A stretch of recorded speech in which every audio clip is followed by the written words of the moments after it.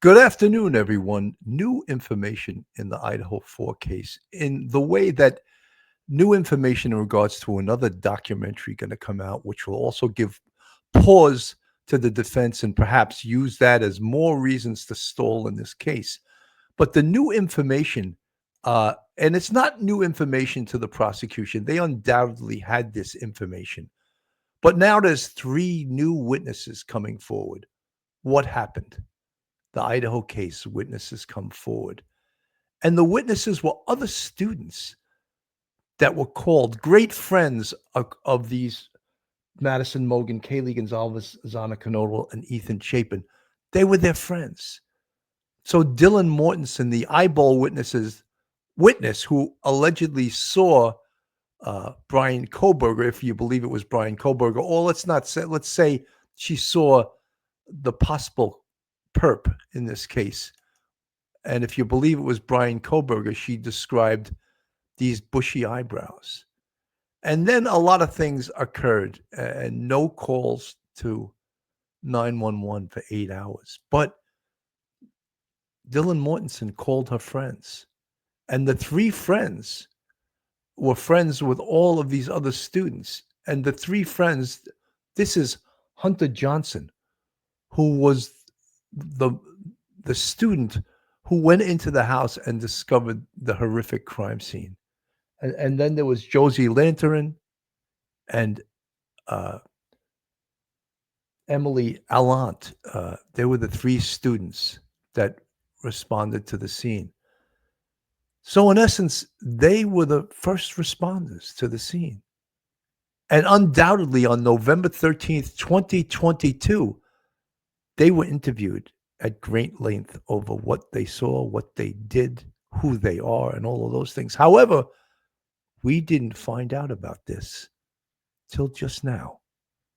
So it's not like it's new information for the prosecution. It's not like it's new information for the defense, although the defense will probably try to use this new information as another stalling tactic. But we're going to look into this today. So, folks, hold on to your hats. Hold on to your loved ones. You're about to enter true crime from a police perspective. You're about to enter the off-the-cuff zone, the police off-the-cuff zone.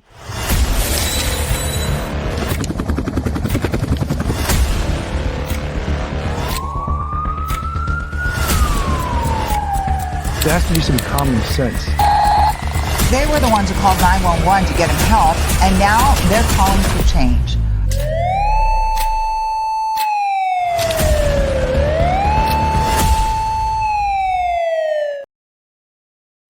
And now, a word from our sponsor. BetOnline is the world's most trusted betting platform and your number one source for all your sports betting action. With baseball season in full swing, we're deep into the NBA and NHL finals, and BetOnline has more ways to stay in on the action with the latest odds, news, and scores, even live in-game betting while the games are being played. We keep the dog days of summer rolling with the largest selection of odds on everything, with updated odds on the Major League Baseball, UFC, and boxing, to tennis and NFL futures. BetOnline remains the best online source for all your sports wagering info. In between games, head over to the BetOnline Casino with all the top Vegas-style games, including poker and live casino. BetOnline, the game starts here. Joining me today is my compadre, retired NYPD Sergeant, attorney, and professor at Albertus Magnus College in Connecticut. Welcome to the show, Professor Mike Geary. Welcome, Mike. Bill, good afternoon. Good to see you. Thank you for having me on the show. You know, Mike, all of these supposedly new smoking gun information, they're really not. It's information that both the prosecution and the defense have had for over 2.5 years. So to us that are just finding out about some of this information, or at least what they're saying via a TV documentary, it's exciting because the gag order has prevented us from knowing a lot of these things. Your thoughts? Yeah, Bill, it's new to us in the audience, the greater American audience, but it's not new to the prosecution. These were probably the first, interviews that were done by the police, by law enforcement. And that was the first part of the file, the investigative file. This was all turned over. And especially these, when you talk about the first group of in people who were talked to by the police. All of this was turned over to Ann Taylor probably over a year ago, maybe a year and a half ago. This is nothing new to her. She knows all these people. She has all their witness statements, copies of everything. If they're written statements, oral statements made into a tape recorder, they've got video statements. They've got all that. She knew about these people, but she will use it. I mean, because she's trying her best. She's doing what she's supposed to do. She'll try to use it maybe as a stall tactic, but this is nothing new at all. And what they have to say is nothing new to her, nor law enforcement or the prosecution, just to us in the public, because we didn't know who actually was the first person until recently. We really didn't know who was the first people who were called and who's the first person actually who entered the house to see what was going on early that morning. Mike, one of the most important things in any police response, any investigative response, is the police respond to the scene, the response to the scene. Now, one of the second most important things is the 911 caller, which turned out to be Hunter Johnson, one of the young kids that responded in response to the call from Dylan Mortensen, one of the students whose life was spared, along with Bethany Funk. And I'm saying their names because their names are out there, and it's no secret to anyone. So to not use their names is sort of disingenuous. Anyway, when the police respond to the scene, the investigators, specifically the detectives, let's hope right away they had enough people, because there were so many things that you would want to do immediately. And if you didn't have 7, 8, 10, 15 people to do it, you were at a handicap. Because look, the first thing, of course, you want to do is secure the house to make sure that whoever did this was not still there. And then the police, of course, declare the scene safe. And then, of course, going through each and every one of those rooms and see if there's any chance that anyone's alive. The protection of life is the number one important thing in response to a scene like this. But I think it was very clear immediately that there was no one alive. But that is still part of the procedure, is to determine if anyone is alive. And there was no one alive. And then they were confronted with this horrific crime scene. Now, interviewing the students on the scene, Dylan Mortensen, Bethany Funk, and these three witnesses, Josie Lanter and Emily Allant and Hunter Johnson, that we've just become aware of now. So it could take, 4 or 5 detectives just to conduct those interviews. So while those interviews are being conducted, who is processing the crime scene? Whole new set of detectives. Then notifications. They got to notify other law enforcement agencies because they need help. They've never seen a quadruple murder like this in Moscow, Idaho. And most jurisdictions have never seen a horrific scene like this at a sleepy little town. So they couldn't get enough help onto that scene quickly enough. And, you hear a lot of people saying, oh, they didn't do this or that till 2 days later. Well, yeah. They needed time to do it, and they needed time to do it correctly, Mike. Yeah, Bill, just think about the kind of crime scenes that you and I responded to and Phil responded to. You've got a lot of backup. I remember me and Augie going to crime scenes, people dead out in the street, people dead in hallways and lobbies of buildings. And, you don't even have crime tape because you've run out of it. You put garbage cans, you put the radio car, the RMP, block the sidewalks so nobody can walk. You do everything in your means. And then you got to see if you clear the crime scene, but you also got to do witnesses. That's a lot of work for 2 officers. So in the 4-6, we were lucky. We'd probably have 24 other officers in 12 other radio cars working anti-crime in uniform. You can get a lot of people there. They don't have that in Moscow, Idaho. So you can imagine that the police had their hands full in this sort of crime scene. Luckily, I think Hunter, that young man, kept his act together, and he was able to determine when he walked into the house, he was really scared because of what he was told, that there was a really strange dude had walked through the house. He smartly got a knife from the kitchen, but then when he saw what happened, he immediately told everyone, get out, just get out. Let's get out of here. And so that was fantastic. So kudos to that young man. He kept his act together. That was fantastic. And then the response came, you've got uniformed first. They've got to talk to all the kids. They're all yelling different things because they're excited. You've got to take statements. You're going to take statements from them at the scene. You're going to have detectives come really quickly, as fast as you possibly can get them there. And they're going to talk to the kids again there. And they're probably going to, excuse me, have another interview, probably a third one, in a quiet place, all by themselves, each one individually by themselves, so they don't mix up their recollections about what they saw and start adopting other people's recollections. You want them accurate and timely, and you'll do that at the station house while some other detectives are actually beginning the crime scene process. It was probably, I don't mean to say like a madhouse, but it was a busy place for that first entire day, just getting everything taken care of, making sure the crime scene was as pristine as possibly it could be, and beginning that investigation, because that's where you have to start, right there. And those cops, it seemed, did a really good job. Mike, one of the biggest part of my job as a sergeant, detective sergeant with Manhattan North Homicide Squad, was when an incident like this occurred, I would organize the investigative strategy on the investigative things that you need to do. That was sort of a thing. One side of the paper, you'd have things to do or things already done, because you can also waste time by replicating things that have already been done. And then you would keep as the DD5s came in, the complaint follow-ups, as they typed these things, the case would read like a story. And so important to get the paperwork in a timely fashion. But this was not just a national case, it was an international case. So just imagine the notifications that had to be made. You think the governor of Idaho needed to know? Yes, the mayor of Idaho needed to know. All of the people from the University of Idaho, the community, not even to mention broadcast media and journalists all over the place. But you might say that's not the most important thing, but believe me, the news and journalism drives police work a lot, and they need to be as transparent as possible. As we know with this case, 6 weeks after it occurred, no one was under arrest yet, and the media was calling for taking the case away from the Moscow police and giving it to the FBI. Is this a cold case? Right. So, no, it was not.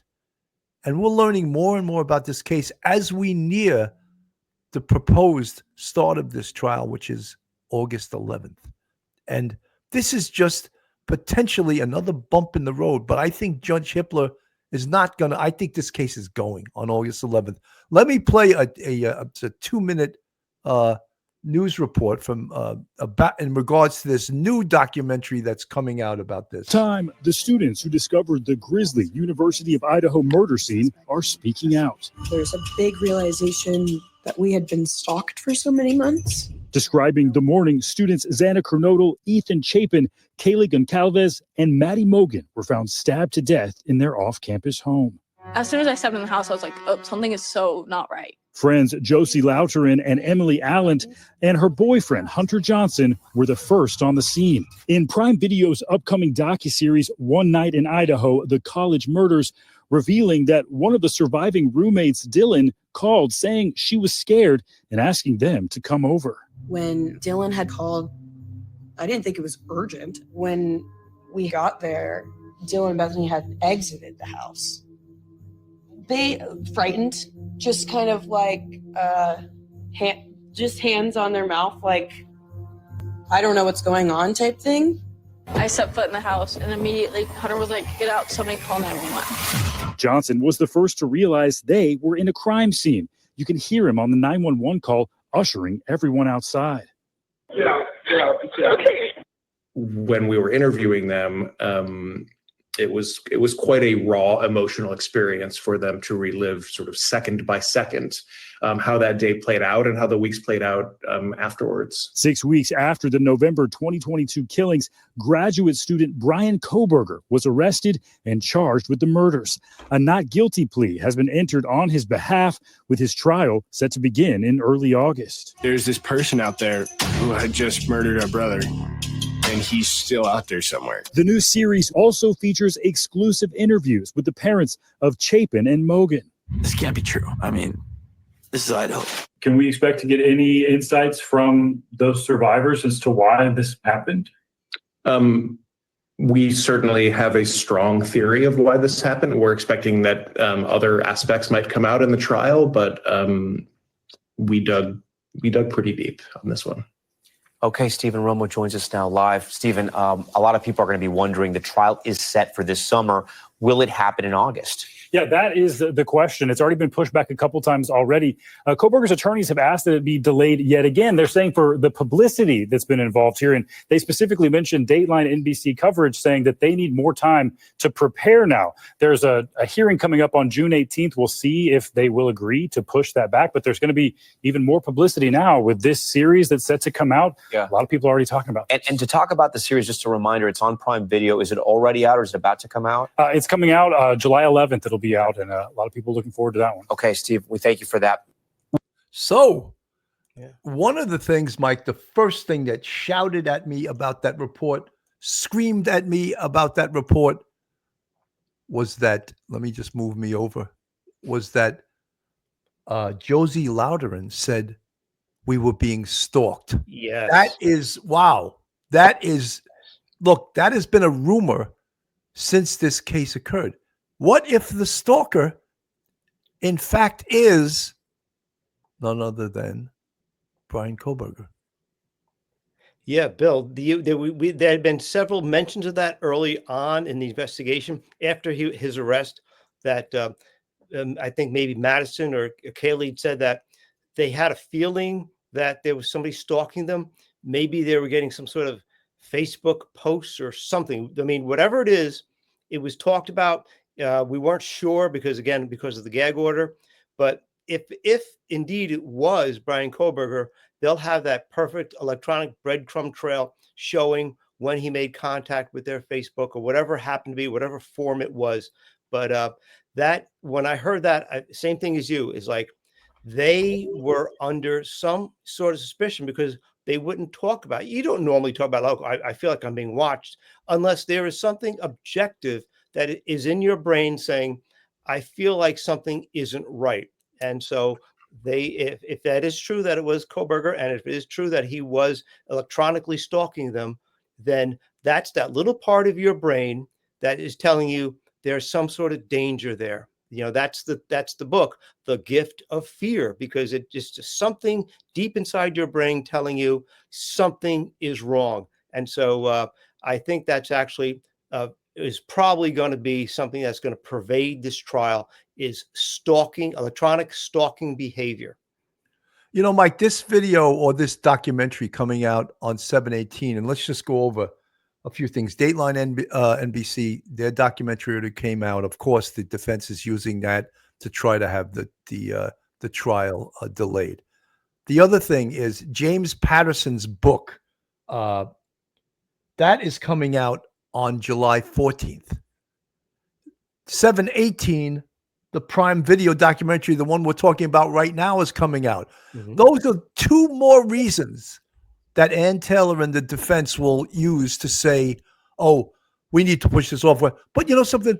TV and what TV says doesn't drive you on information that you already have. So the public gets this information. Is she going to just claim, oh, we can't get a jury to be fair? Because yes, you can, because you can just query potential jurors. Did you read the James Patterson book? No. If you did, all right, you're disqualified. Did you watch the Prime Video documentary? And I don't know if either one of them, if I should say, if you read the book or if you watched the video, if you watched the NBC documentary, if that should disqualify you, but certainly it may be a thought. But these are just reasons that the defense will use to stall this trial even more, Mike. Right. Look, there's no such thing as a perfect trial. Nobody gets a perfect trial. You get a fair trial. Don't let perfection be the enemy of fairness. And so he's going to get a fair trial. And as you say, you query the jury. If you feel that this person, maybe the potential juror said, yeah, I did watch something. I watched a lot of TV. Can you only base your decision in this case on what is presented as evidence by the prosecution or the defense. If the person says, yeah, I'm willing to give Brian Kohlberger a fair hearing, that's good enough. That's good enough. Look, they did the O.J. Simpson trial back in the 90s, in the mid 90s, when the internet was in its infancy. There's always been, like the Lindbergh trial, the Sam Shepard trial, there's always been those sorts of trial of the century where there is amazing amount of publicity. But remember, a prosecutor may believe a lot of things and may feel a lot of things, but a prosecutor knows that it's one thing to think about something and feel something, but can you objectively prove it in a court of law? So it doesn't matter what the publicity is. It's what can you, outside of court, what can you prove to a jury in that courtroom with witnesses and physical evidence? That's the most important thing to me driving this. And I think Hitler is going to say, look, what's 30 days going to do? What's 60 days going to do? There's going to be another release somewhere along the line. Brian Kohlberger deserves due process. He deserves a fair trial. And we're going to give it to him. I think that's where Hitler's going. Absolutely. You know, one of the things I noticed that the producer said when he was interviewed in a little snippet that we played was like, we dug pretty deep. And if you noticed, he said they interviewed the families of Madison Mogen. We haven't seen or heard from them very much. And the family of Ethan Chapin. And Ethan was a triplet, which it just breaks your heart. You know, he's the triplet that got murdered. And his mother and his father, just two really super classy people. They've tried to not be consumed by hatred or consumed by this trial and rather try to do positive things in the memory of their son. This is a little snippet from Good Morning America on the same topic. Murder's case. Key witnesses are speaking publicly for the first time. It's all part of a new docuseries. Kana Whitworth has the story. Good morning, Kana.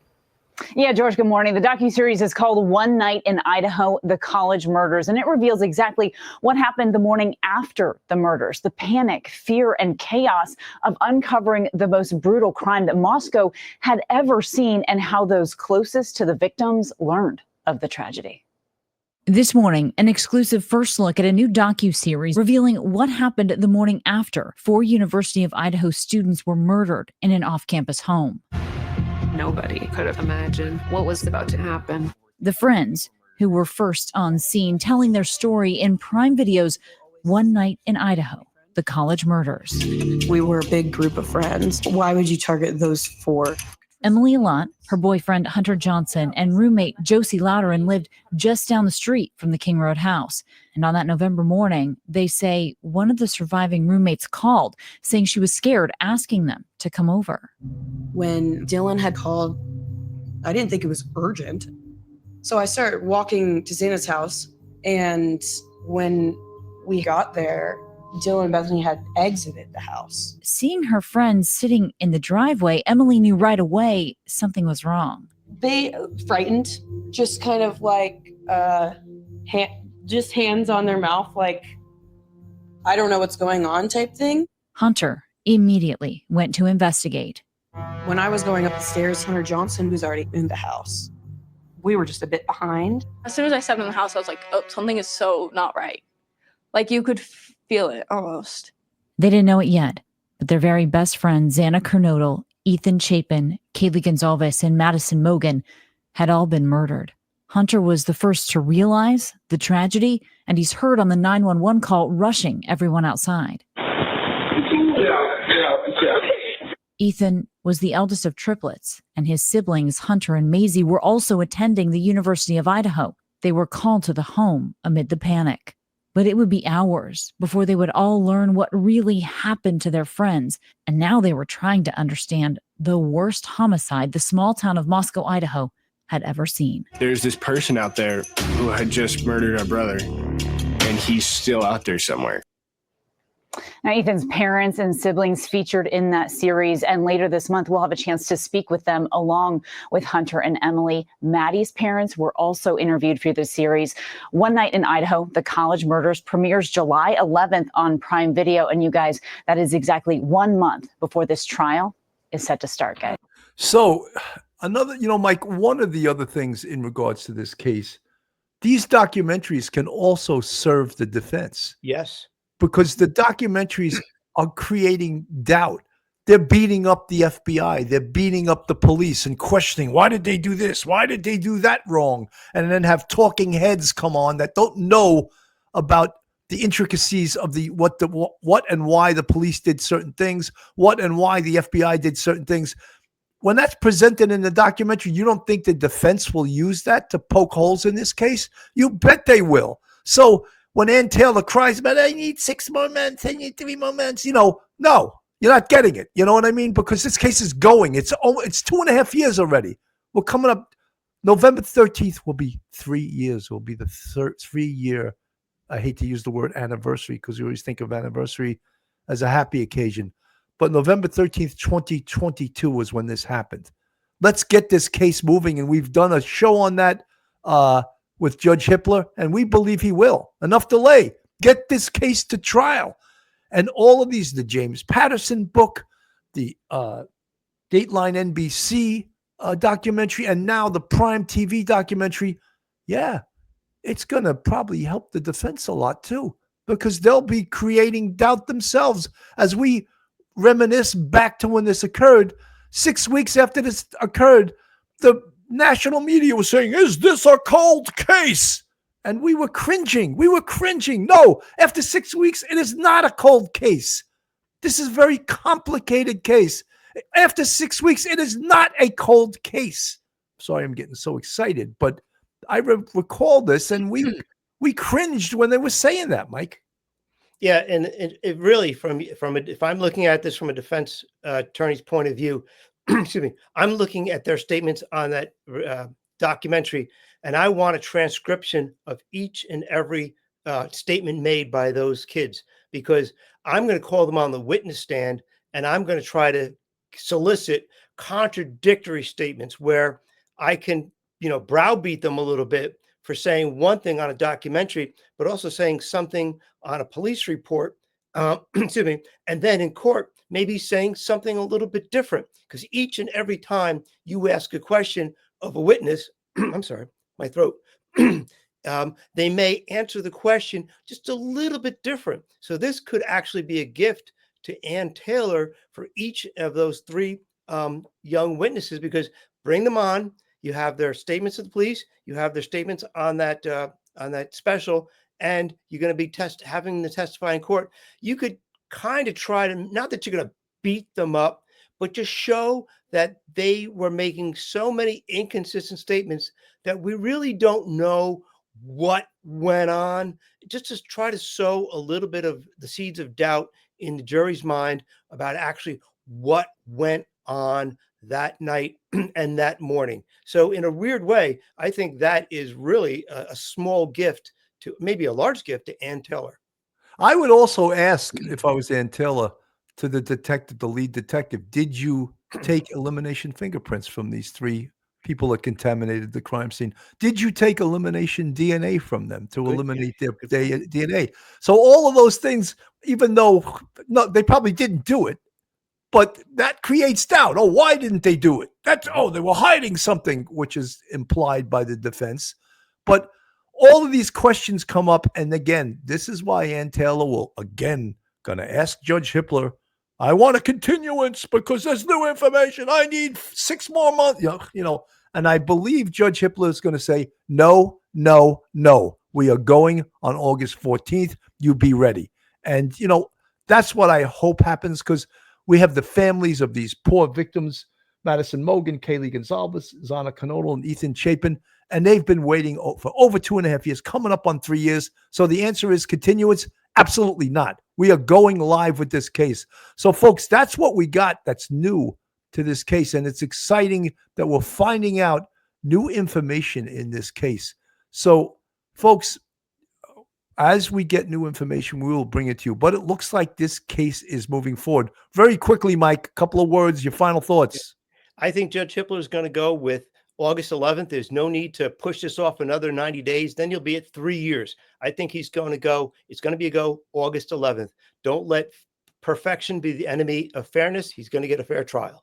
Absolutely. Folks, thank you so much for tuning in. I'm Bill Cannon from Police Off the Cuff. On behalf of myself and Professor Mike Geary, have a great day, everyone, and God bless. Take care.